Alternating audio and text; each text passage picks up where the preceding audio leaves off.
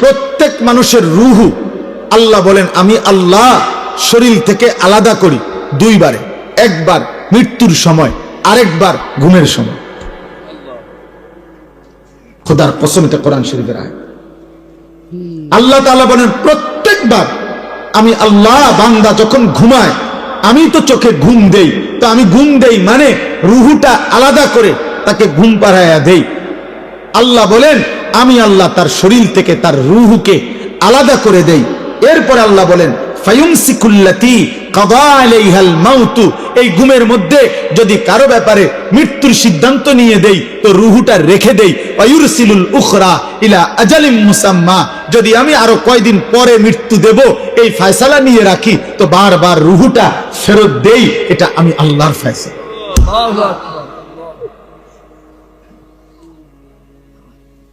দোস্ত আমার, বন্ধু আমার, এক ওয়াক্ত নামাজ তোমরা যারা পড়লা না, এরপরে যারা ঘুমায় যাবা এখন গিয়া রাতে, এই ঘুম যদি আর না ভাঙে,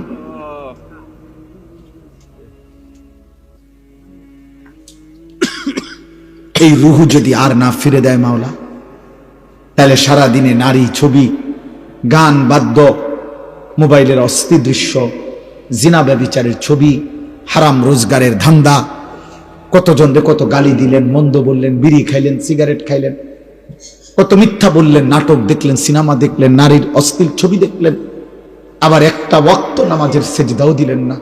এমন নিকৃষ্ট মৃত্যু, আখিরাত কি হবে?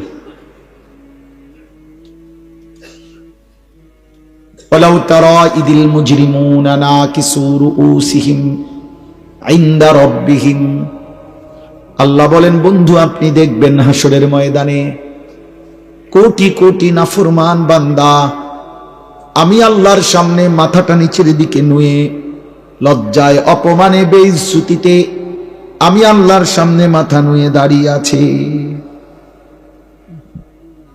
রব্বানা আবসারনা ওয়া সামি'না ফারজি'না না'মাল সালিহান ইন্না মুকিনুন।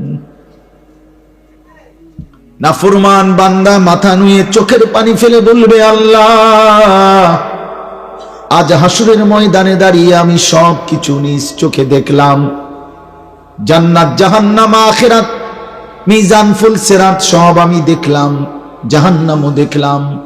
আল্লাহ আমি সব কিছু কানে শুনলাম, আমি বিশ্বাস করলাম, এবার আমারে একটা বারের জন্য দুনিয়ায় ফেরত যেতে দেন। এবার যদি আপনি আমাকে এই আখিরাত থেকে ফেরত দেন আমি আল্লাহ নেক আমল করব। আল্লাহ বলবেন না বান্দা, বিষয়টা তো এটা না, আখিরাত তো আমি এই জন্য ঘটাবো না যে দুনিয়ায় আবার আসতে দেব। ওয়ালাউ শি'না লাআতাইনা কুল্লা নাফসিন হুদাহা, আল্লাহ বলে বান্দা তুমি কি জানো আমি তো চাইলে দুনিয়াতেই বাধ্য করে সকলকে আমার আনুগত্য করাইতে পারতাম। পারতেন কিনা বলো না ভাইয়া? এই বাপ বলো। আল্লাহ এখানে আমরা সকলকে আল্লাহ তাআলা সেজদা দেওয়াইতে বাধ্য কইরা আল্লাহর পক্ষে সম্ভব? সম্ভব? আল্লাহ চাইলে পারতেন। এই কথা কোরআনে আল্লাহ বারবার বলছে, ওয়ালাউ শাআ রাব্বুকা লাআমানা মান ফিল আরদি কুল্লুহুম জামিআ। আল্লাহ বলে তোমার রব চাইলে জমিনের সব আল্লাহর প্রতি ঈমান আনতে পারত। আল্লাহ বলেন ফালাউ শাআ লাহাদাকুম আজমাইন, আল্লাহ চাইলে সকলকেই হেদায়েত দিতে পারতেন।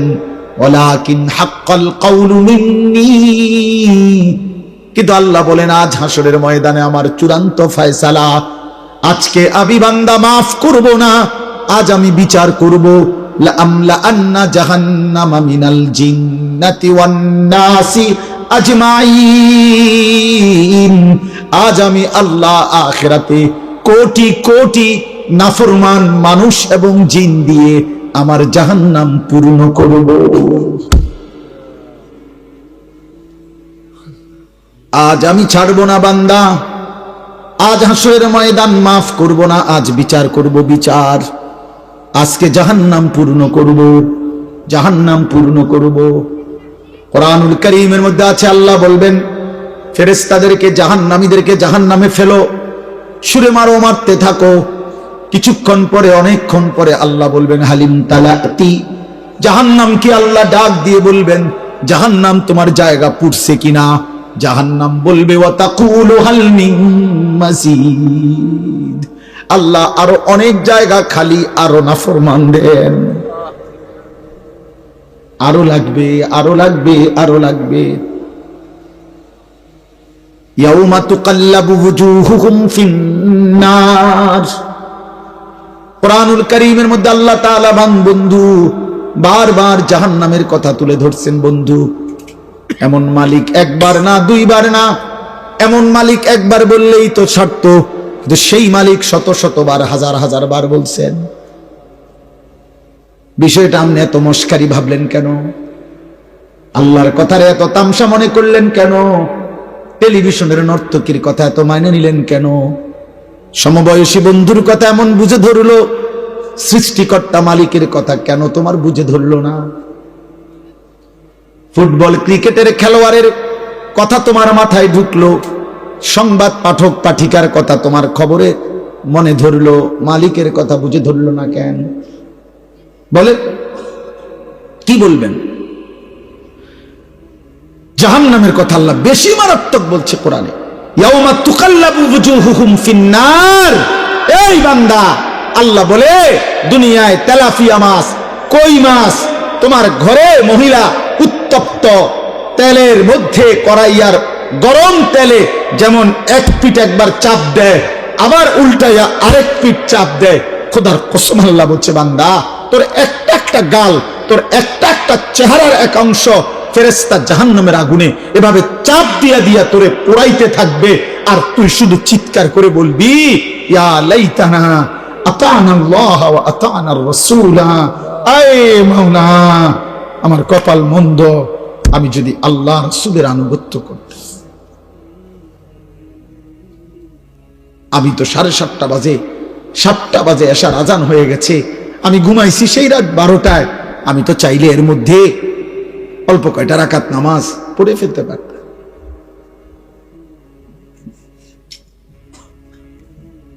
আমি তো জোহরের সময় দুপুরবেলা সজাগই ছিলাম, আমি তো খানার জন্য দোকান বন্ধই করছিলাম, আমার অফিস আমার কর্ম তো ছুটি দিছিল আমারে, আমি তো ইচ্ছা করলে নামাজটা পড়তে পারতাম, আমি তো পারতাম। হায় আমি কি করলাম!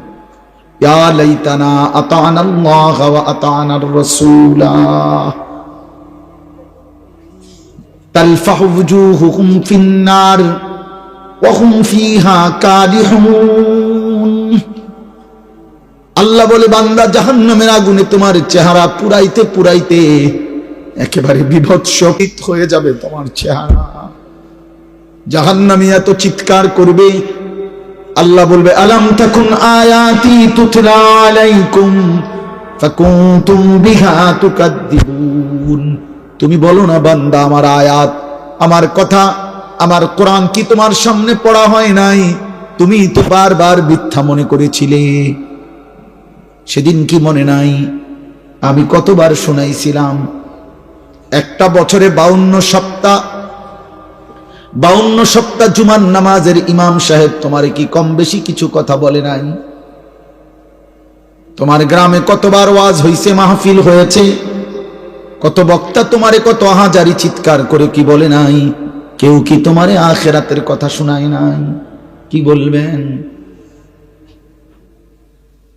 ওয়ালিল্লাযীনা কাফারু বিরাব্বিহিম আযাবু জাহান্নাম। আল্লাহ বলেন নাফরমান বেঈমানের জন্য জাহান্নামের আযাব। ইযা উলকু ফিহা সামিউ লাহা শাহীকান ওয়া হিয়া তাফুর। আল্লাহ বলে জাহান্নামীকে যখন জাহান্নামে ফেলতে যাবে ফেরেশতা, জাহান্নামী শুনতে পাবে জাহান্নামের আগুন যেন টকবক করে উথরাইতেছে। জাহান্নামের এনে লিখছে তাকাদু তামাইয়াজু মিনাল গাইজ। জাহান্নামী দেখবে জাহান্নামের আগুন যেন রাগে গুসায় ফাইটা ফাইটা যাইতেছে। নবীজি বলছে উম্মত জাহান্নামের আগুনের গরম এত তীব্রতা হবে, ইয়াহতিমু বাদুহা বাদান, আগুন আরেক আগুনকে, জাহান্নামের আগুন বাকি আগুনকে গিল্লা গিল্লা খাইয়া ফেলবে। এক আগুন আরেক আগুনকে গিলা ফেলবে, গিলা। ধোঁয়ার মধ্যে ধোঁয়া ঢোকে, কুয়াশার মধ্যে কুয়াশা ঢোকে, দেখছেন না? কুয়াশা যখন আসে দেখবেন গাড়ি দিয়া তাকাইলে যে কুয়াশার ভিতরে যেন কুয়াশা ঢুকতেছে, মেঘের ভিতরে মেঘ ঢুকতেছে। আল্লাহ নবী বলেন আগুন যেন আগুনের গিল্লা ফেলতেছে, এমন হবে জাহান্নামের আগুন। বন্ধু আমার, ভাই আমার, এত খামখেয়ালি ভাবলেন কেন? আল্লাহর বিষয়টাকে এত খামখেয়ালি মনে করলেন কেন? কেন নামাজ পড়েন না? নওজোয়ান কিসের উপরে ভিত্তি করে এত কম বয়সে এত গাদ্দার হয়ে গেল কেন? মুসলমানের বাচ্চা 16 বছর বয়সে এত বড় বেয়াদব হলি কেন? যাদের কপালে নামাজের সেজদা নাই, তোর চাইতে নিকৃষ্ট বেয়াদব, তোর চাইতে অসভ্য এই নওজোয়ান, আসমানের নিচে জমিনের উপরে সেজদাবিহীন যুবক মুসলমানের বাচ্চা, তোর চাইতে বড় বেয়াদব আল্লাহর জমিন আর কেউ নাই বেটা। তুই নিকৃষ্ট বেয়াদব বেটা। আমি বললাম বেটা, তুই আমার বিরুদ্ধে স্লোগান দিস, আমার বিরুদ্ধে প্রতিবাদ করিস বেটা, বলিস আমি তোকে বেয়াদব বলছি, তোকে অসভ্য বললাম, তোকে গাদ্দার বললাম, তুই মায়ের কলঙ্ক, তুই বাবার কলঙ্ক, তুই ধর্মের অপমান, কোরআনের অপমান, তুই আমার নবীর 23 বছরকে অপমান করলি।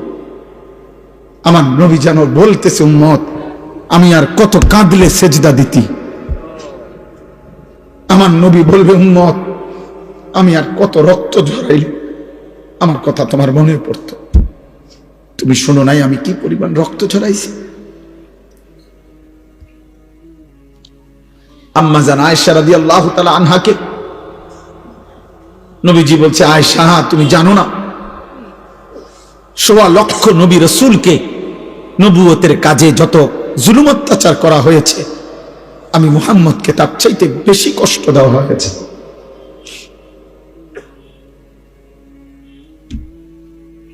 লাকাদ উযিতু ফিল্লাহ মা উযিয়া আহাদুন, আমাকে যে পরিমাণ কষ্ট দেওয়া হয়েছে আয়েশা, কোন নবীকে এত কষ্ট কেউ দেয় না।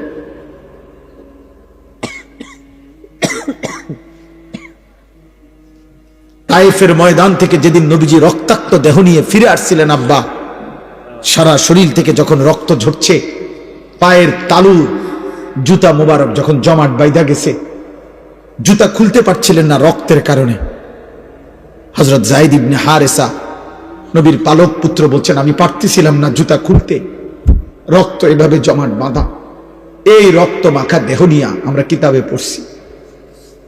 রাত্রি গভীর বেলা ওই দিন ফিরে আসার পর মাঝখানে প্রতিমধ্যে একটা আঙ্গুর খেজুরের বাগানে নবীজি রাত্রে ছিলেন একাকী, এই একজন লোক নিয়ে যায়েদ তাকে সাথে নিয়ে। সেই রাত্রে নবীজি এমন কান্দা কাঁদছিলেন আল্লাহর কাছে রক্ত মাখা দেহ নিয়ে। আর এই একটা কথা বলছিলেন যে মাওলা ইলা মান তাকিলনি, আল্লাহ আপনি আমার কার কাছে পাঠাইলেন? আমি এভাবে আপনার কথা বললাম, আমি চাইলাম তাদের হেদায়েত, আমি চাইলাম তাদের জাহান্নাম থেকে মুক্তি, ওরা আমাকে কি পরিমাণ পাথর মারলো।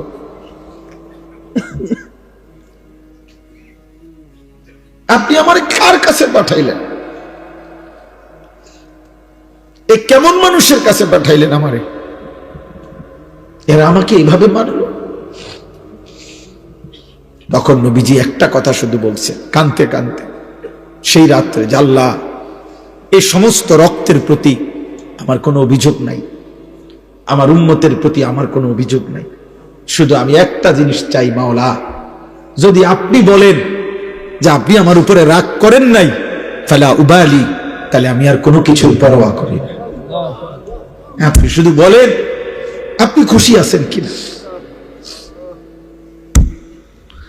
আমি আরো রক্ত দেব মাওলা, আমি আরো ক্ষুধার কষ্ট সইব, আমি আরো রাত ভর চোখের পানি ফেলে কাঁদবো আমার উম্মতের জন্য, বিনিময়ে আমি আমার আপনার সন্তুষ্টি চাই মাওলা।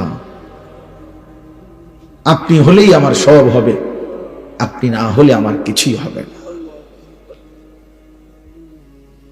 এজন্য দোস্ত, নারী দেখে কি কি মজা পাইলা, উলঙ্গ ছবি দেখে কি কি মজা পাইলা, মদের আড্ডায় কি সুখ পাইলা, জুয়ার আড্ডায় কি সুখ পাইলা, জিনার ব্যভিচার আর অসৎ নারীর হারাম সম্পর্কে কি মজা পাইলা।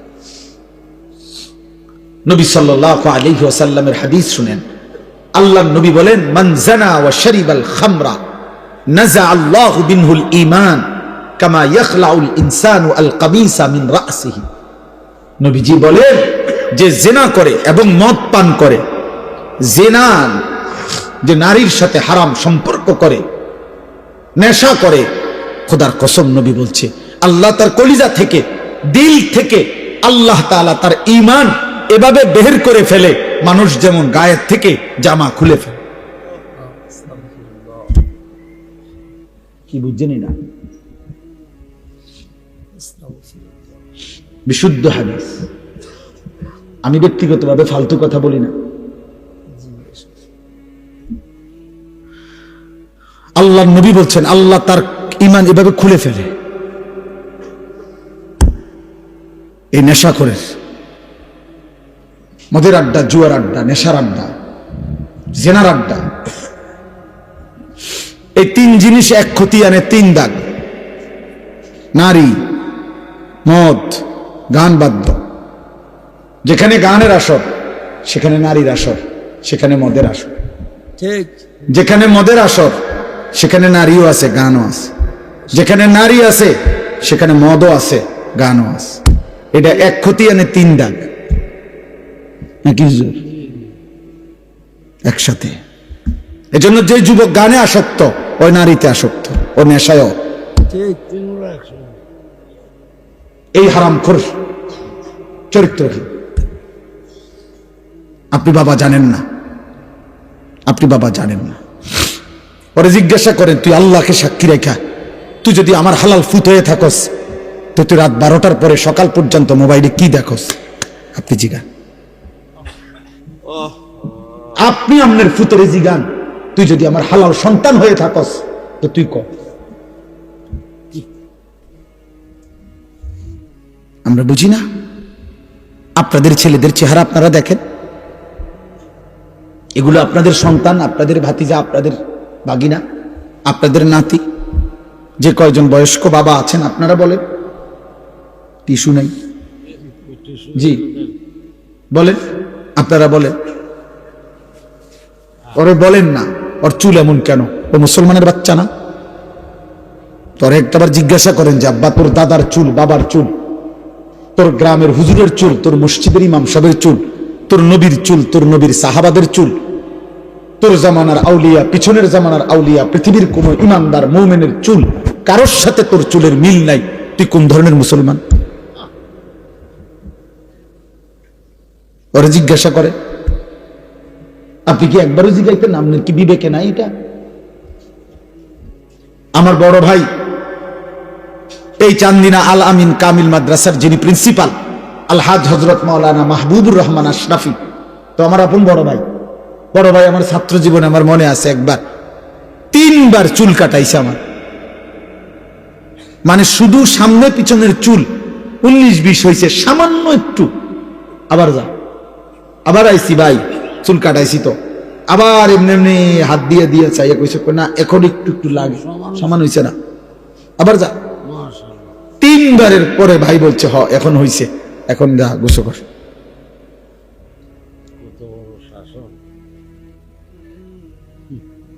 আমার জীবনে একবার শুধু আমি যখন আলেমে পড়ি, খুব সম্ভব 2001 সালে হবে, এই আমি এরকম পাঞ্জাবির এই সাইডে এম্বোটারি করা একটা পাঞ্জাবি কিন্না ফিনছিলাম। এই প্রথম যেদিন পড়ছি বড় ভাই, সেটা ধইরা দেখেই টান দিয়া সিরা টুকরা টুকরা করে ফেলছে। দোস্ত আমার, প্রিয় সন্তান, তোমাদেরকে বলি এবার, বাবা, তোমাদের বাবারা তোমাদেরকে ভাবে ছেড়ে দিল কেন? 365 দিনে কোনোদিন একদিনও ফজরের নামাজ পড়লা না, তোমার কি কোনোদিন ভোর হবে না? ফজরের মুয়াজ্জিন কি কোনোদিন তোমারে দেখবে না? ভোরের যেই পাখি জেগে ওঠে সে কি তোমাকে কোনোদিন দেখবে না? সুবহে সাদিকের যে আলো ফুটে সে আলো কি বলে না আমি কার জন্য ফুটলাম? আমরা মুসলমান না? তা আমাদের আল্লাহ যদি আমাদের পছন্দ না হয় তা আল্লাহকে ভালোবাসবে কে? কাফেররা। আমাদের নবী সাল্লাল্লাহু আলাইহি সাল্লামকে যদি আমাদেরই পছন্দ না হয় তো নবীকে ভালোবাসবে কে? বেঈমানরা। আমার নবীর সাহাবাদেরকে যদি আমাদের ভালোবাসা না হয় তো ওনাদেরকে ভালোবাসবে কে? বেঈমানরা। আমাদের কোরআনকে যদি আমরা ভালো না বাসি তো এটা ভালোবাসবে কে? বেঈমানরা। আমাদের ইসলামকে যদি আমাদের পছন্দ না হয় বাবা তো এটা পছন্দ করবে কে? বেঈমানরা। বলে বলেন কেন নামাজ পড়বেন না? যারা ব্যবসা করেন, দোকানদারি করেন, কি বেশি দোকানদারি কি করছেন? সামান্য একটা দোকান চালাইতে গিয়ে এক ওয়াক্ত নামাজ পড়েন না, একটা অটো চালাইতে গিয়ে এক ওয়াক্ত নামাজ পড়েন না। আরে গাদ্দার, মাত্র একটা অটো চালাই আল্লাহর সাথে এত বড় গাদ্দারি, তুমি বিমান চালাইলে কি করতা? তো শক্ত গাদ্দার, বুঝেন না এমনি কথা? সামান্য একটা অটো চালায় এই গাদ্দারে এক ওয়াক্ত নামাজ পড়ে না, এই গাদ্দার বিমান চালাইলে কি করত? একটা সিএনজি চালায় সামান্য, দিন শেষে টাকা 500, মাত্র 500 টাকা মানে 1000 টাকা, মাস শেষে হলে 25,000 টাকা কামাই করছে, মাত্র 25,000 টাকার নাফরমান এত অহংকারী, এত বড় আসমানওয়ালাকে বৃদ্ধাঙ্গুলি দেখায়। এই জন্য ইমাম গাজালি রাহমাতুল্লাহ বলছে এই পৃথিবীতে সবচেয়ে অহংকারী নাফরমান কে? যে দুনিয়াতে একে তো মিসকিন ফকির আবার আল্লাহর নাফরমান, সে বড় অহংকারী, ফকির মুতাকাব্বির। বুঝছেন না হিসাবটা? একে তো কি অভাবী, অথচ তবু আল্লাহকে কি দেয় না? সেজদা দেয় না। এই ধনাঢ্য ব্যক্তির চাইতো বড় গাদ্দার। হয়তো ভুলে গেছে 100 কোটি টাকা পাইয়া, তোমার সমস্যা কি? হয়তো 1000 কোটি টাকা পাইয়া আল্লাহকে ভুলে গেছে, ও তো 10টা বাড়ির মালিক হইয়া আল্লাহকে ভুলে গেছে, ও তো 10টা মেল ফ্যাক্টরির মালিক হয়ে আল্লাহকে ভুলে গেছে। তুমি না ফরমান ভুললা কেমনে? তুমি তো দিন আইনা দিন খাও, তবুও কি আল্লাহরে মনে করো না কেন তুমি? অথচ নবী সাল্লাল্লাহু আলাইহি সাল্লাম কতটা খুশখবরি দিছিলেন যে আমার উম্মতের ফকির ইমানদার আমার উম্মতের ধনী ইমানদারের 500 বছর আগে জান্নাতে চলে যাবে। সুবহানাল্লাহ। নবীজি বলছেন আল্লাহুম্মা আহইনি মিসকিনান, আল্লাহ আমারে দরিদ্রদের মাঝে বাঁচায় রাখেন, ও আমিতনি মিসকিনান, আমারে দরিদ্রদের মাঝে মৃত্যু দেন, ওয়াহশুরনি ফি জুমরাতিল মাসাকিন, আখিরাতে আমারে আমার দরিদ্র ইমানদার উম্মতের সাথে দাঁড় করায় দেন। আল্লাহু আকবার। নবী তো অভাবীকে বলে নাই। আল্লাহর নবী সাল্লাল্লাহু আলাইহি সাল্লাম আমরা কিতাবে পড়ছি, নবীজির ঘরে আম্মা জান আয়েশা রাদিয়াল্লাহু তাআলা আনহা বলছেন 3 মাস লাগাতার চুলায় আগুন জ্বলে নাই। কয় মাস? কোন বিবির ঘরে 9 জন স্ত্রী একসাথে ছিলেন। রাআইনা হিলালান সুম্মা হিলালান সুম্মা হিলালান মা আওকাদাত ফি আবিয়াতে রাসূলিল্লাহ নারুন। নবীর কোন বিবির ঘরে 3 চাঁদে 3 মাসে চুলায় আগুন জ্বলে নাই। 3 মাস পর্যন্ত কোনোদিন রান্না করা খাবার নবী এবং নবীর বিবিরা খান নাই, শুধু খেজুর পানি খাইছেন। 14 দিনও পেটে পাথর বাঁধছেন, ক্ষুধার কষ্ট সয়েছেন। কেন? এটার একটা হিকমত কিতাবে লিখছে। এটার একটা কারণ এটা, আল্লাহ চাইলে বন্ধুকে 3 বেলা পূর্ণ খাবার খাওয়াইতে। এই ছেলে, হাইসো না মাঝখানে, উঠে যাও আব্বা। এই খামখেয়ালি বেটা, ওঠ বেটা এখান থেকে, কোন অপদার্থ বইসো না, সাবধান। নিষেধ করলাম আমি, কিন্তু আমি সবার সমর্থন চাই না, আমি আখিরাত চাই। আমি এখানে ভোটের জন্য আসি নাই যে সকলের সমর্থন দরকার, লাগবে না আমার। আখিরাত দরকার, আখিরাত সওয়াব দরকার, নেকি দরকার, আমারও আপনারও। মনে রাখবো আব্বা, আমি যত কথাই আমরা বলি, হেদায়েত মূলত আল্লাহর হাতে, পরিবর্তন মূলত কার হাতে? আল্লাহ, আল্লাহর হাতে। এটা নবীজিকে আল্লাহ আগে বলে রাখছে, বন্ধু দাওয়াত দিবেন আপনি, লোক নিমু আমি।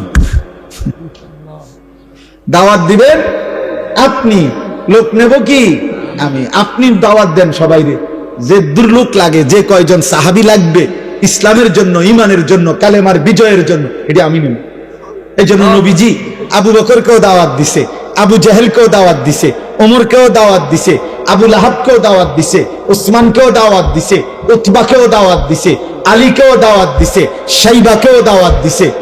আপনি যেই কোনো হুজুর রেজি গায়েন, 8 জন মানুষের নাম বলছি আমি এখন, এই 8 জনই একই বংশের, কুরাইশ বংশের, এক এলাকার, এক মহল্লার। আল্লাহ বলছে, বন্ধু আবু বকরকে আমি নিলাম, আবু জাহেলকে নিলাম না, ওমরকে নিলাম, আবু লাহাবকে নিলাম না, ওসমানকে নিলাম, উতবাকে নিলাম না, আলীকে নিলাম, শাইবাকে নিলাম না। এদেরকে কেন নিলেন? আমার ইচ্ছা। এদেরকে কেন নিলেন না? আমার ইচ্ছা। কার ফয়সালা? তবে দাওয়াত দেন সবাই। আমগো জিম্মাদারি এটা, বলতে থাকি আমরা, কবি ইধার কবি উধার, কবি আরশ पर कभी जमी पर, कभी उनके दर कभी दर बदर, गमे आशिकी तेरा शुक्रिया मैं कहां कहां से गुजर गया, कभी हो रास्तों में तन्हा कभी हो गुरूद सहरा, मैं जुनू का हम सफर हो मेरा कोई घर नहीं है। আল্লাহর দিকে যে ডাকে তার কোনো ঘর হয় না, উম্মতের দুয়ারই তার ঘর, তার কোনো হিসাব কিতাব নাই। হ্যাঁ, এই জন্য ভাইয়া পরিবর্তন তো আল্লাহ করবে, হেদায়েত তো আল্লাহ দিবে, আল্লাহ দিবে। ফাইন্নাল্লাহ ইউদিল্লু মান ইয়াশা ওয়া ইয়াহদি মান ইয়াশা ওয়া লা তাযহাব নাফসাকা আলাইহিম হাসারাত। নবীজিকে আল্লাহ বলছে, বন্ধু শুনেন, সাফ সাফ কথা, পথভ্রষ্ট যারা হবে আমার ইচ্ছায়, হেদায়েত যারা পাবে আমার ইচ্ছায়, আপনি নির্দিষ্ট একজন কারো জন্য আফসোস করতে করতে জীবন শেষ করে দিবেন না, আপনি মেহনত করতে থাকবেন। আপনি কি করতে থাকবেন? এই জন্য আবু তালেবকে নবী এত চেষ্টা করছেন, ফালাম ইয়াজাল রাসূলুল্লাহ ইয়ারিজুহা আলাইহি ওয়া ইউঈদুহু তিলকাল মাকালা। নবীজির ইন্তেকালে, বুখারীর riwayat, নবীজির ইন্তেকালের সময় নবীজি তার চাচা আবু তালেবকে বলতেছিলেন, কুল লা ইলাহা ইল্লাল্লাহ কালিমাতান আশহাদু লাকা বিহা ইনদাল্লাহ। চাচা একবার বলেন লা ইলাহা ইল্লাল্লাহ, আমি ভাতিজা মুহাম্মদ আমার আল্লাহর সামনে আখিরাতে আপনার জন্য সাক্ষী দেব। নবীর এই পাশে, আরে আবু তালেবের এই পাশে তখন উমাইয়া ইবনে খালফ আর আবু জাহেল, এই দুই বেঈমান বসা ছিল। এরা সমবয়সী। এই আবু তালেবের উমাইয়া বলতেছিল, আতারগাবু আম মিল্লাতে আব্দুল মুত্তালিব। এই আবু তালেব দোস্ত, তুই বুঝি তোর বাবা আব্দুল মুত্তালিবের ধর্ম ছেড়ে দিবি? তুই বুঝি মূর্তি পূজা ছেড়ে দিবি এই মৃত্যুর মুহূর্তে? তো হাদিসে লিখছে, আল্লাহর নবী বলেন লা ইলাহা ইল্লাল্লাহ বলেন না চাচা। উমাইয়া বলতেছে, আব্দুল মুত্তালিবের দিন কেমনে ছেড়ে দিবি? এই ঠেলা ঠেলির মধ্যে হাত্তা মাতা ওয়ালাম ইয়াকুল লা ইলাহা ইল্লাল্লাহ। আবু তালেবের মৃত্যু হয়ে গেল, কিন্তু সে লা ইলাহা ইল্লাল্লাহ বলে না।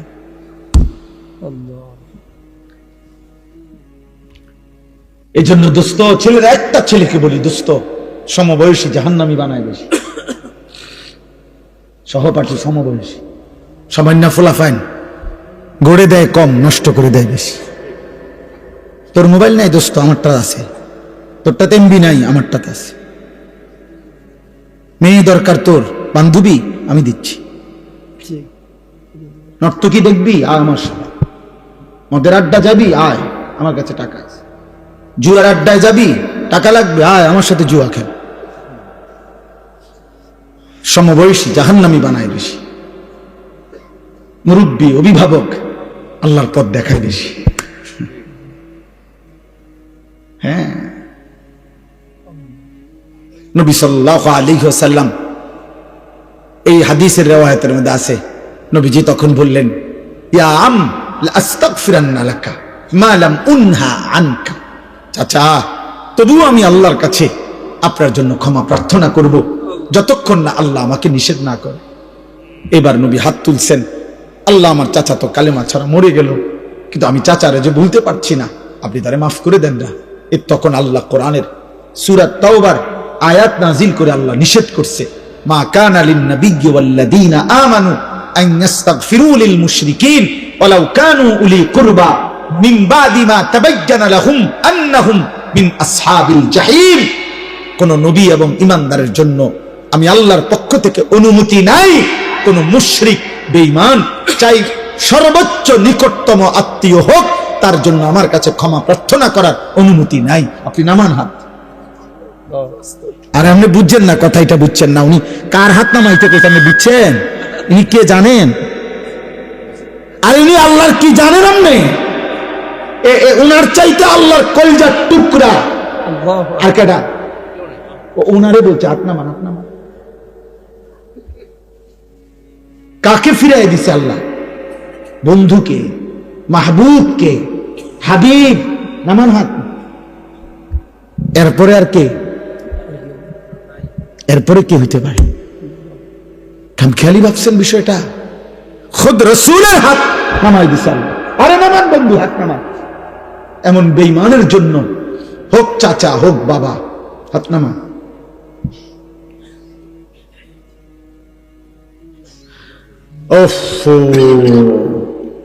কেমনে বললে বুঝবেন? এজন্য এক বাবার জীবনের শেষ তামান্না স্ত্রী সন্তানকে জাহান্নাম থেকে বাঁচানোর চেষ্টা। এক সন্তানের শেষ তামান্না, শেষ আকাঙ্ক্ষা বাবা মা তাদেরকে জাহান্নাম থেকে বাঁচানোর চেষ্টা। আমরা দুদিকেই আমরা চরম ভাবে অবহেলা। আমাদের বাবা মার ফিকির আমার জীবনের শেষ তামান্না। সন্তান, বিবি, বাচ্চার ছেলে মেয়েগুলোর বিয়ে ও শাদী, বিল্ডিং এর কাম শেষ করে দাও। সন্তানের শেষ তামান্না আব্বা মারে কুগা যা তো কইতে পারবো আমি খাওয়াইয়া দিছি আব্বারে, আমার নিজ হাতে শেষবারের মতো খাওয়াইয়া আব্বারে কবর দিছি। শেষ তামান্না পূরণ হয়েছে। ভাত কতটি খাওয়াই দিছে আব্বারে, ভাতের থালা আফেল। তো আব্বা কইতে পারবো আমি, হাসলে গেল আমার আব্বা কইতে পারবো আমি পুত হিসাবে আব্বারে শেষবারের মতো আঙ্গুর খাওয়াইছি। শেষ তামাম।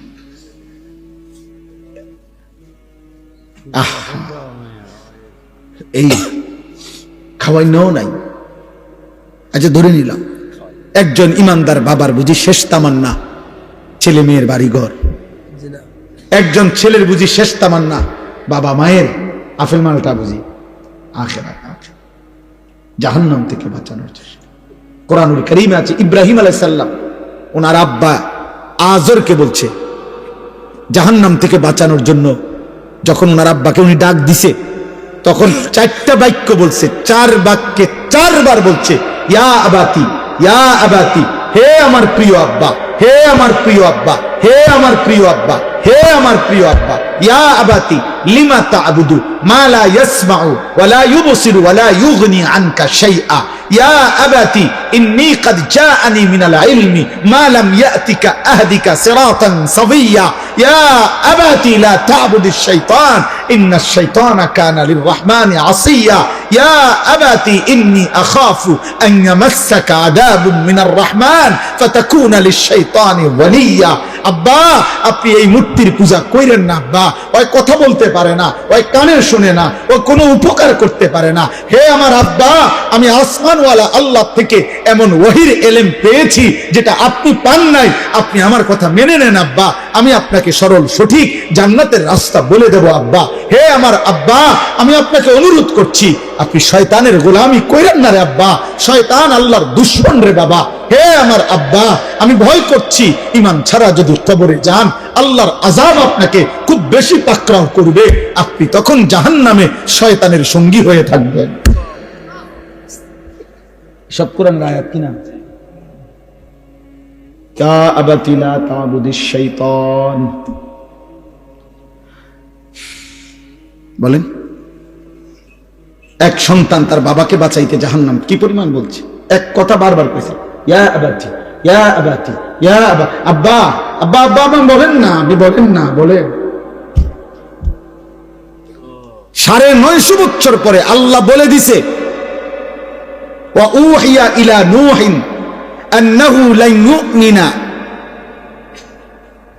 ইল্লা মান ক্বাদ আমানা ফালা তাবতাইস।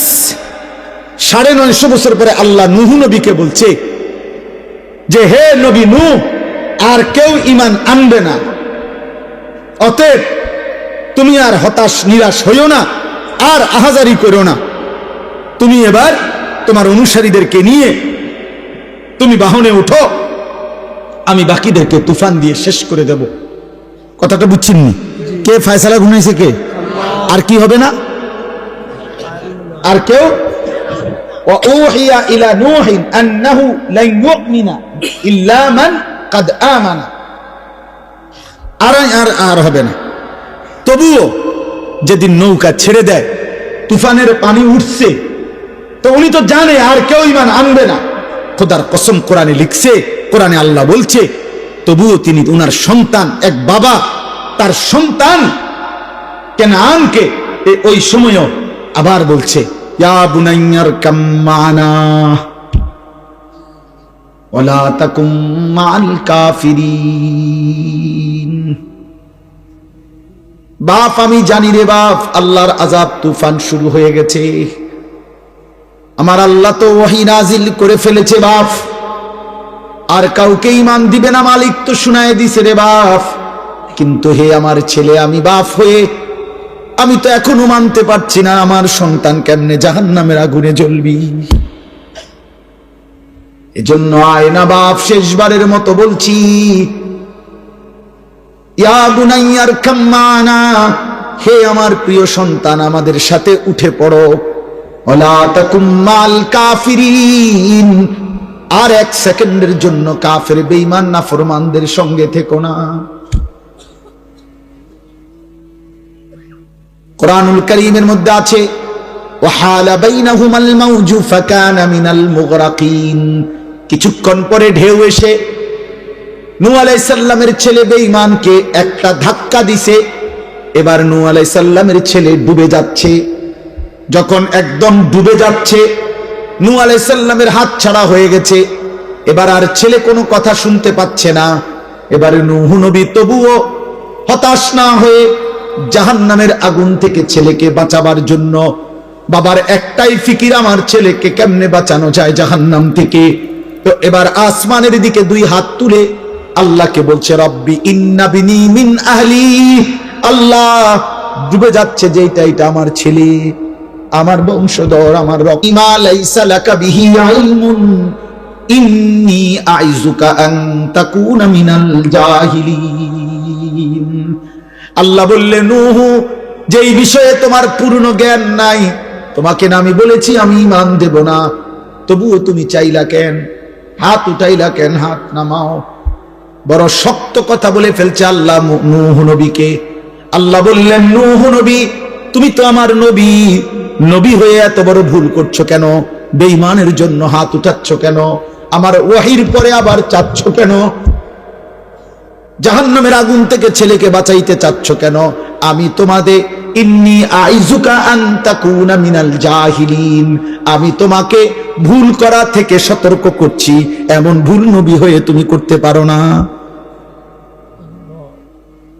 এরপরে নূহ নবী হাত ফেলে দিছে, হাত ফেলে দিয়ে এবার বলছে আমার এটা ঠিক হয় নাই, আল্লাহ না আমারে ওহী জানাইলো, আর ঈমান দিবে না।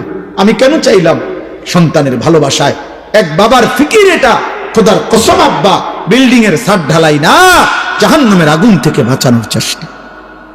আপনারা ওই বাপ আলাদা ঘুমান, ছেলেদেরকে আলাদা ঘুমান, আপনারা আলাদা হন।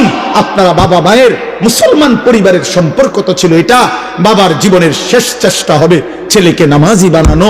আপনারা কেন ছেড়ে দিলেন এটা? কেন ছেড়ে দিলেন? কুরআনুল কারীমে আছে নূহ নবী তখন হাত ফেলে দিয়ে এবার আল্লাহর কাছে মাফ চাইছে, আল্লাহ আমি খেয়াল করতে পারি নাই, আমি সন্তানের ভালোবাসায় বাপ হিসাবে জাহান্নামের আগুন থেকে সন্তানকে বাঁচাবার জন্য অস্থির হয়ে গেছিলাম, আপনি আমারে মাফ করে দেন। ওয়া ইল্লা তাগফিরলি ওয়া তারহামনি আকুম মিনাল খাসিরিন, আপনি যদি আমারে মাফ না করে দেন, দয়া না করেন, আমি নবী হয়েও ক্ষতিগ্রস্তদের অন্তর্ভুক্ত হব। শেষ কথা আমার, এবার শুধু তর্জমা শুনেন যে কি বাকি। জি জি, হযরত আয়েশা রাদিয়াল্লাহু তাআলা আনহাকে জিজ্ঞেস করছে, আমার ভাই ডাক্তার শওকত জিজ্ঞেস করতে চাচ্ছে, আমার সাথে আসছে শওকত ভাই, তো জিজ্ঞেস করছে 3 মাস আপনাদের চুলায় যে আগুন জ্বলে নাই, আপনারা কেমনে ছিলেন? কামা আইসুকুমা, আপনাদের সংসার চলছে কেমনে? আইসুকুম। তখন তিনি বলছে খেজুর আর পানি, পানি আর খেজুর, পানি আর খেজুর। 3 মাস, 3 মাস। তো আল্লাহর নবী সাল্লাল্লাহু আলাইহি সাল্লামের এই কথাটা আমি গুরুত্বপূর্ণ যে ওলামায়ে কেরাম এটার একটা হিকমত বলছে যে নবীর ঘরে 3 মাস আগুন জ্বলে নাই, রান্না করা কোনো খাবার পান নাই, ক্ষুধার কষ্টে তিনি পেটে পাথর বাঁধছেন 14 দিন। কেন এমন করলেন আল্লাহ? আল্লাহ চাইলে উনাকে তো নিয়মিত খানা খাওয়াইতে পারতেন, কথা বলে না? আরে বলেন না, পারতেন? কেন এমন অভুক্ত রাখলেন?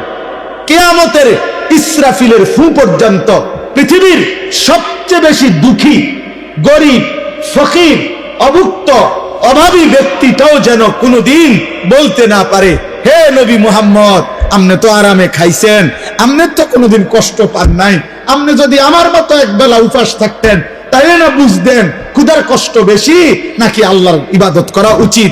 আপনি তো সুখে থাইকা সুন্দর সুন্দর কথা বলে গেছেন। আল্লাহ বলছি, উম্মাহ বান্দা, আমি আমার বন্ধুরে এত বেশি পরিমাণ অভুক্ত রাখছি, এর চাইতে বেশি অভুক্ত তোমাদেরকে রাখবো না, যেন তোমরা আমার নবীর উপরে এই কথাটাও কোনোদিন বলতে না পারো।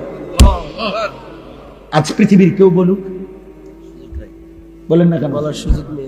আজ পৃথিবীর কেউ বলুক যে আমার ঘরে আজকে 3 মাস চুলায় আগুন জ্বলে নাই দেখা আমি নামাজ পড়তে পারি নাই, হ্যাঁ?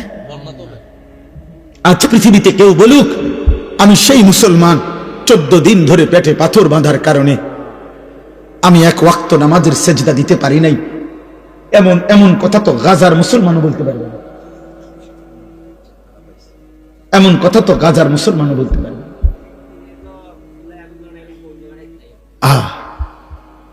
বলেন চাচা, বুঝছেন নি হিসাবটা? মাশাআল্লাহ, শওকত ভাই গুরুত্বপূর্ণ কথা মনে করাই দিছে।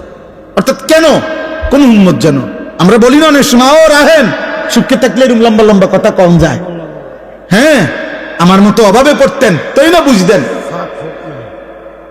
আল্লাহ বলছেন, নবী বলবেন উম্মত আমার চাইতে বেশি অভাবী ছিল আমার কোন উম্মত বলো? আমার চাইতে বেশি অভাবী ছিল আমার কোন? এজন্য সাহাবারা, আপনারা শুনছেন না, ওনারা এই খন্দকের যুদ্ধের সময় একটা পাথর বাঁধা পেট ক্ষুধার কষ্টে নিয়ে যখন নবীজির সামনে আসছেন, ইয়া রাসূলুল্লাহ ক্ষুধার কষ্টে পেটে একটা পাথর বাঁধছি, আল্লাহ নবী তখন নিজের চাদর সরাইয়া মুখে কিছু না বলে দেখাইলেন।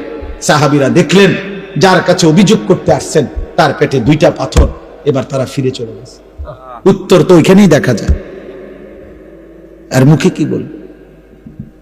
অতএব আজকে এই রাত গভীরে আমি আমার আয়াতটার তর্জমা এটাই শুধু বলতে চাই, আমরা যদি প্রত্যেকে এখানে এই কথাটাই বলতে গেছিলাম যে আমি আমার জায়গায় দাঁড়িয়ে, যুবক ভাই তুমি তোমার জায়গায় বসে, বয়স্ক বাবা আপনি আপনার জায়গায় বসে একটাবার 30 সেকেন্ড আপনারা বলেন, ভেবে দেখেন আমার জীবনে গুনাহ বেশি না নেকি বেশি? বলেন সবাই বলেন। না না না ভাইবা কোন, নলে মাইক বন্ধ, তাও 30 সেকেন্ড বলো না। যুবক ভাই তোমরা বলো, 30 বছরের নিচে যাদের বয়স তোমরা হাত উঠাও, 30-এর নিচে যাদের বয়স হাত উঠাও, হ্যাঁ কও, হাত উঠে কও গুনাহ বেশি না নেকি বেশি? আবার বলো না ভাই, হাত নাম। তাইলে যদি চোখ বন্ধ করি তো আখিরাত কি হবে? যদি আজ মরে যাই আখিরাত কি হবে? যদি কবরে যাই মহান আল্লাহর সামনে কি বল? অতএব আল্লাহ বলে, ঠিক আছে বান্দা, গুনাহ বেশি তুমি যদি বুঝে থাকো আমি তোমার সুযোগ দিতে চাই। সুবহানাল্লাহ, অনেক গুনাহ হয়ে গেছে তো শোনো, আমার সুযোগ শোনো। রাসূলুল্লাহ সাল্লাল্লাহু আলাইহি সাল্লামের কাছে মদিনায় কয়েকজন লোক আইসা বলছিলেন, মুহাম্মদ আমরা তোমার কালেমা পড়তে চাই, কিন্তু তুমি একটা বিষয় একটু জানতে চাই, সেটা হলো আমরা শুধু শিরিক করছি এটা না, আমাদের গুনাহ পাপ অনেক বেশি। আমরা জিনা করেছি কি পরিমাণ হিসাব নাই, মদ খাইছি কি পরিমাণ হিসাব নাই, চুরি করেছি কি পরিমাণ হিসাব নাই। মুহাম্মদ এত বেশি পরিমাণ গুনাহ আমরা পাপ করেছি, আমাদের আইডিয়ায় বলে আমাদের তোমাদের আল্লাহ এত বেশি মাফ করবে না? তুমি আল্লাহকে একবার জিজ্ঞাসা করো যে তিনি আমাদের এত বেশি পরিমাণ, রাশি রাশি পরিমাণ গুনাহ মাফ করবেন কিনা, আল্লাহকে বলতে বলো। তখন আল্লাহ বন্ধুকে জানায় দিলেন, বন্ধু আপনি বলেন, কুল ইয়া ইবাদিয়াল্লাযীনা আসরাফু আলা আনফুসিহিম, আমার বান্দারা গুনাহ করতে করতে জীবনটাকে যদি শেষ করে ফেলো, একেবারে সীমাতরিক্ত করে ফেলো, গুনার মধ্যে যদি ডুবে যাও, যদি চোখ বন্ধ করিলে নেকির বলতে কিচ্ছু নাই, গুনাহ ছাড়া আর কিছু যদি চারিদিকে দেখতে না পাও, তবুও যদি হায়াত থাকতে যদি অনুভূতি আসে, বিবেক জাগে, আখিরাতের ভয় লাগে, জাহান্নামের ভয় লাগে, কবরের ভয় লাগে, তো তুমি আর কোনো দিকে যাইও না। লা তাকনাতু মির রাহমাতিল্লাহ, আমার রহমত থেকে নিরাশ হইও না বান্দা। রাত গভীরে কিংবা দিনের আলোতে যখনই মনে পড়বে আমাকে, যখনই ভুল বুঝবে তুমি একবার চোখ বন্ধ করে এক ফোঁটা চোখের পানি ফেলে গুনাহ ছেড়ে দেওয়ার নিয়তে আর করবা না ওয়াদা দিয়ে, লজ্জিত আর অনুতপ্ত হয়ে আমি আল্লাহর কাছে তওবার নিয়তে একটাবার চিৎকার দিবা, আমার একবার ডাক দিবা আর বলবা, মাওলা আমি মাফ চাইছি, আমারে মাফ করে দিবেন। ইন্নাল্লাহা ইয়াগফিরুয যুনুবা জামিআ, আমি আল্লাহ রাশি রাশি গুনাহ একবারে মাফ করে দেব। সুবহানাল্লাহ, চাহ মাফ। ইন্নাহু হুয়াল গফুরুর রহিম। কেন মাফ করব না? আমি না গফুর? আমি তো ভীষণ ক্ষমাশীল, আমি তো খুব বেশি দয়াবান। আল্লাহ বলেন আমি মাফও করব, দয়াও করব। তুমি আমার কাছে আইসো বান্দা, কার কাছে? আল্লাহর কাছে। তাইলে ওয়া আনিবু ইলা রাব্বিকুম ওয়া আসলিমু লাহু, এই যে এর পরের আয়াত, আল্লাহ বলেন তোমরা সমস্ত গুনাহ নিয়ে তওবা করে আমার কাছে ফিরে আসো, এবং আমি আল্লাহর কথার এখন থেকে গুনাহ ছেড়ে দিয়ে আমার নতুন করে আমার কথার আনুগত্য করো, আমি আল্লাহ মাফ করে দেব। এই জন্য নিয়ম হলো তওবা মানে পিছনের গুনাহ ছেড়ে দেওয়া, নতুন করে আল্লাহর দিকে ফিরে আসা। ও আসলিমু লাহু, নতুন করে যখন যার যখনই বুঝ আসে এখন থেকে আমল আবার শুরু করে দেওয়া। আল্লাহ বলেন মিন ক্বাবলি আন ইয়াতিয়াকুমুল আযাবু, আযাব আসবার আগে আগেই আনুগত্য শুরু করে দাও, আমার কাছে ফিরে চলে আসো। কেন? আযাব আসলে সুম্মা লা তুনসারুন, আর তোমাকে সাহায্য করা হবে না। আযাব কি? আযাব হলো নাফরমানের মৃত্যু। তাফসীর মধ্যে আছে নাফরমান তোমার মৃত্যু আসার আগে আগেই তুমি তওবা করে ফেলো, আমার কাছে ফিরে আসো, নতুন করে আবার আনুগত্য শুরু করে দাও। ওয়াত্তাবিউ আহসানা মা উনজিলা ইলাইকুম মির রাব্বিকুম, তোমার নিকট আমি আল্লাহর পক্ষ থেকে এই যে কোরআন শ্রেষ্ঠতম কিতাব নাজিল করা হয়েছে, এটাকে এখন থেকেই অনুসরণ শুরু করো। মিন ক্বাবলি আন ইয়াতিয়াকুমুল আযাবু বাগতাতান ওয়া আনতুম লা তাশউরুন, আল্লাহ তাআলা বলেন, আবারও বলছি, মৃত্যু আসবে হঠাৎ করে, তুমি টেরও পাবে না তার আগে আগে। মৃত্যু আসবে কখন? হঠাৎ করে। কখন? হঠাৎ করে, তুমি টেরও পাবে, তার আগে আগেই তওবা করো। অতএব আজকে এই রাত গভীরে আমি আমার সবটুকু দিয়ে আপনাদের কাছে অনুরোধ করলাম, প্রিয় কিশোর, প্রিয় যুবক, আমার জীবনের একটা স্বপ্ন আপনাদের কাছে, আমার আর এই 2 মিনিট কথা, আমার জিন্দিগির একটা স্বপ্ন। আমি আজকে 10 বছর, 2016 সাল থেকে 2025 সাল, 10 বছর আমার একটা মাদ্রাসা, কুমিল্লা ক্যান্টনমেন্ট, ময়নামতি সাহেবের বাজার, এখানে আমার মাদ্রাসাটা। আলহামদুলিল্লাহ, মাদ্রাসায় 500 জন, 494 জন ছাত্র আছে, এখন 34 জন শিক্ষক কর্মচারী আছে। হেদায়েতুন নাহু পর্যন্ত আমাদের কওমি মাদ্রাসার জামাত আছে, নুরানি, নাজেরা, হিফজখানা আছে। আমি এই 10 বছরে সব সময় আমার, বিশেষ করে আজকে 3-4 বছরে আমার হৃদয়ের একটা বড় স্বপ্ন ছিল যে আমি বাচ্চাদের এই যে মাদ্রাসাটা চলতেছে, এটা তো চলতেছে, সাথে পৃথক আরেকটা মাদ্রাসা করতে চাই, যেই মাদ্রাসাটার উদ্দেশ্য হলো যে সারা বাংলাদেশের স্কুল, কলেজ, ইউনিভার্সিটিতে যত কিশোর যুবক মুসলিম পড়ে, ওদের যার যখন সময় হয়, যেটুকু সময়, ওই সময় সে আসবে আমাদের এখানে, কিছু সময় নিয়ে প্রয়োজন পরিমাণ কিছু দ্বীনি বিষয় শিখবে। ওযু, নামাজ, সূরা, কেরাত, দোয়া, কালাম, রুকু, সেজদা, হোক একটা, হোক 2টা, হোক 1 ঘন্টা, হোক 10 ঘন্টা, যার যখন সুযোগ হয়। এবং অন্যান্য বয়সীও একেবারে যেই কোনো উচ্চ শিক্ষিত, নিম্ন শিক্ষিত, কুলি, দিন মজুর, ঠেলাওয়ালা প্রত্যেকেই যেন আসতে পারে, শিখতে পারে। আমি এরকম একটা পৃথক মাদ্রাসা, আলাদা শিক্ষক কর্মচারী রেখে ওইখানেই আলাদা ভবন, আলাদা ব্যবস্থাপনায় করতে চাচ্ছি। আমার স্লোগান হলো, যে আসবে যখন দিন শিখবে তখন, যার সময় যতক্ষণ দিন শিখবে ততক্ষণ, যে যতক্ষণ পড়ে এতটুকুই। এই আশায় আমি একটা বড় জায়গা কিনছি ওইখানে, 118 শতক জায়গা, একসাথে প্রায় 2.5 কোটি টাকার উপরে জায়গাটার দাম। এই জায়গা আপনার কিনছি এই আশায় যে যেন আমি আপনার একটা পৃথক বড় মাদ্রাসা করতে পারি। এই মাদ্রাসার জন্য আপনাদের কাছে আমি দোয়া চাই। নওজওয়ানদের জন্য আলহামদুলিল্লাহ এই বছর 2025 সাল রানিং বছরে আমরা এই পর্যন্ত 2 বারে আমাদের মাদ্রাসার প্রথম সাময়িক পরীক্ষার বন্ধে, দ্বিতীয় সাময়িক পরীক্ষার বন্ধে, 2 বারের বন্ধে 3 দিন করে 6 দিনে আমরা মোট বরাবর 500 জন স্কুল কলেজের ছেলেকে 3 দিন রাইখা প্রতিদিন 11 ঘন্টা করে 3 দিনে 33 ঘন্টা মোট 2 বারে আপনার ওযু, নামাজ, সূরা, কেরাত, দোয়া, কালাম, রুকু, সেজদা এগুলো শিখাইছি। আলহামদুলিল্লাহ প্রায় 32 জন শিক্ষক তারা থেকে দিবানিশি বাচ্চাদেরকে শিখাইছে। এটা আমরা সারা বছরের জন্য করতে চাচ্ছি। এখনই একটা রুমের ব্যবস্থা করছি, আর ভবিষ্যতে এই জায়গাটা যদি পুরা টাকা পরিশোধ করতে পারি, ছোটখাটো ঘর দুয়ার করতে পারি, মসজিদ, বাচ্চাদের মাদ্রাসা, বালিকা আলাদা মাদ্রাসা এবং মসজিদ কমপ্লেক্স, এই সব কিছু করার আশায় আরো জায়গা কিনতে চাই। তো আপনাদের কাছে আমার অনুরোধ, আপনাদের কাছে আমি একটু সহযোগিতা চাই। সহযোগিতাটা হলো 2টা সুযোগ।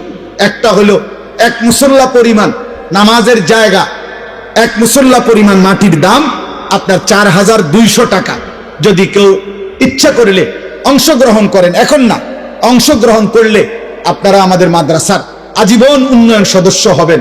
আর 30 বছরের নিচে কোন ছেলে, কেউ যদি ছেলে মেয়ে 1000 টাকা দেয়, তাহলে 1000 টাকা দিলে কিশোর যুব এই তালিকার উন্নয়ন সদস্য হিসাবে তাকেও আমরা অন্তর্ভুক্ত করব।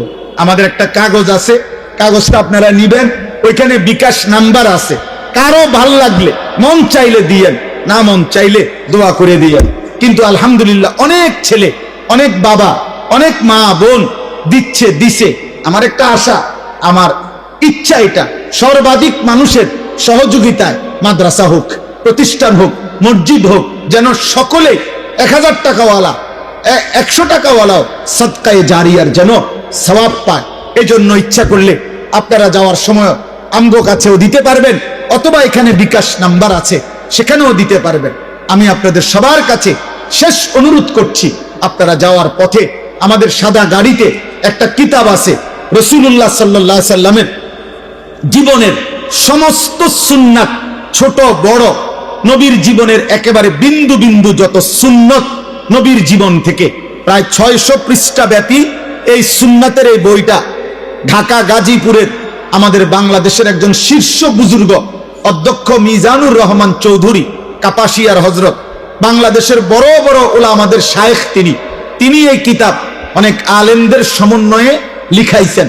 অনেক সুন্দর, আমি নিজেও পড়ি। আমরা এটা হযরতের কাছ থেকে এনে নবীজির সুন্নতের একটা বই উম্মতের ঘরে ঘরে পৌঁছুক, এই আশায় 400 টাকা মূল্যে এটা বিক্রি করি। যদি কারো সুযোগ হয় এটাও যাওয়ার সময় আমাদের সাদা গাড়ি থেকে কিনবেন। আজকে এই বাইতুল কি নাম মসজিদে, বাইতুল আমান জামে মসজিদে আপনারা যারা দান করছেন, আল্লাহ আপনাদের একটা একটা দানে বরকত দান করেন। আল্লাহ আপনাদের সবাইকে কবুল করেন। আমার কিশোর যুবক ভাই, 30 বছরের নিচে যাদের বয়স, তোমাদের কাছে আমার শেষ একটা দায়িত্ব আছে। সারা বাংলাদেশে আমি একটা ছোট্ট কাজ করি। আমার শায়েখ আল্লামা মুফতি মুশতাকুর নবী সাহেব, আমার হযরত আমার এই দায়িত্বটা দিয়েছেন। সেটা হলো আমরা একটা মেহনত করি কিশোর যুবক ছেলেদের জন্য, সেটার নাম হলো ফজর ক্যাম্পেইন। মানে ফজরের নামাজের মুসল্লি বৃদ্ধির চেষ্টা। ক্যাম্পেইন মানে প্রচারণা, ইংরেজি শব্দ। অর্থ হলো এই 30-এর নিচে কোনো কিশোর যুবক সে সিদ্ধান্ত নিবে কোনো মহল্লার যে আমি ফজরের নামাজ নিজে পড়ব, আমার একজন বন্ধুকে ফজরের নামাজের জন্য জাগাবো। তাইলে তোমরা 2 জন হইবা। তোমরা যদি 2 জন আবার 2 জনকে জাগাও, তাইলে 4 জন হবে। 4 জন ডাকলে 8 জন হবে। 8 জন ডাকলে 16 জন হবে। এইভাবে ধীরে ধীরে ফজরের নামাজের মুসল্লি বাড়বে। ফজরের নামাজের মুসল্লি বৃদ্ধি কেন দরকার? এজন্য দরকার, হাদিসের ভাষ্য মতে, নবীজির বর্ণনায়, ফজরের মুসল্লি যারা মাহাদির সৈনিক তারা, কসম খোদা, ফজরের মুসল্লি হবে যারা দাজ্জালের বিরুদ্ধে লড়বে তারা। ফজরের মুসল্লি যারা পৃথিবীময় মাহাদির নেতৃত্বে ইমানের পতাকা উড়াবে তারা। এজন্য আগামীর পৃথিবীর জন্য ইমানদার যুবক প্রস্তুতির উদ্দেশ্যে আমরা চাই যে কিশোর যুবক ছেলেরা ফজরের নামাজের মাধ্যমে এই ফজর ক্যাম্পেইনের কাজ করুক। কোনো দলও না, সংগঠনও না, সামনে নির্বাচনের কোনো প্রার্থীও না, শুধুমাত্র আখিরাতের আশায় আমরা অনুরোধ করলাম, তোমরা ছেলেরা পারলে এই মেহনত কইরো। যার ভাল লাগে তুমি তোমার জায়গা থেকে নিজে চেষ্টা করো। আল্লাহ আমাদেরকে তৌফিক দেন, কবুল করেন। আমিন।